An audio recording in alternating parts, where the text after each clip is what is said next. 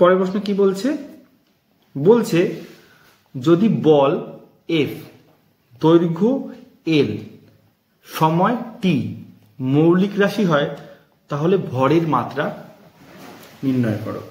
আমাদের মৌলিক রাশি আমরা কাকে কাকে পড়েছিলাম, আমরা পড়েছিলাম দৈর্ঘ্য, সময় আর ভরকে। এবার আমরা বলছি না, দৈর্ঘ্য, সময়, ভরকে আমরা মৌলিক রাশি ধরবো না। আমি যখন থিওরি পড়াচ্ছিলাম তখন আমিও সেটাও বলেছিলাম যে আমরা যে কোনো কিছুকে মৌলিক রাশি ধরতে পারি।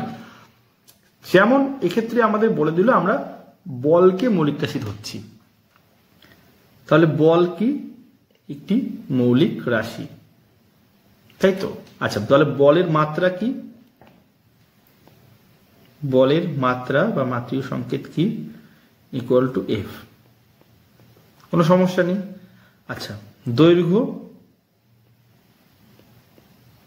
ইকুয়াল টু এল। আচ্ছা, সময় কি? টি। আচ্ছা, বাদ দিয়েছে কে? ভরকে বাদ দিয়েছে। এবার আমরা দেখি ভরকে কি করে পাই। আচ্ছা দেখি, দেখো বলের মধ্যে কিন্তু ভর লুকিয়ে আছে। বল ইকুয়াল টু কি? ভর গুণ ত্বরণ। আচ্ছা, তাহলে ভরের মাত্রা কি? ভরের মাত্রা বা মাত্রীয় সংকেত কি? বলের মাত্রীয় সংকেত বাই ত্বরণের মাত্রা বা ত্বরণের মাত্রীয় সংকেত।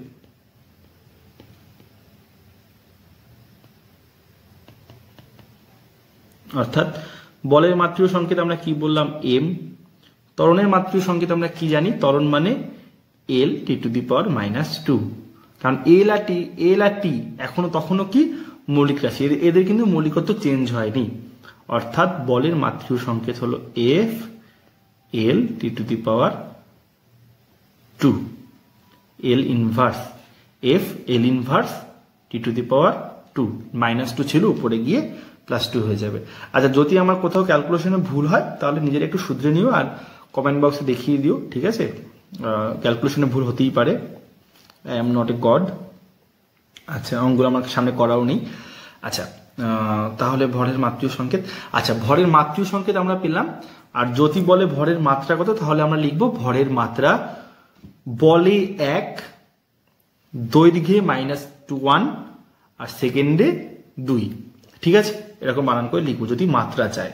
হ্যাঁ, সাধারণত এই ধরনের কোশ্চেনে মাত্রা বলতে মাত্রীয় সংকেত কি বোঝায়, কিন্তু টু বি মোর প্রেসাইজ আমরা কিন্তু পরের লাইনটাও লিখবো। ঠিক আছে।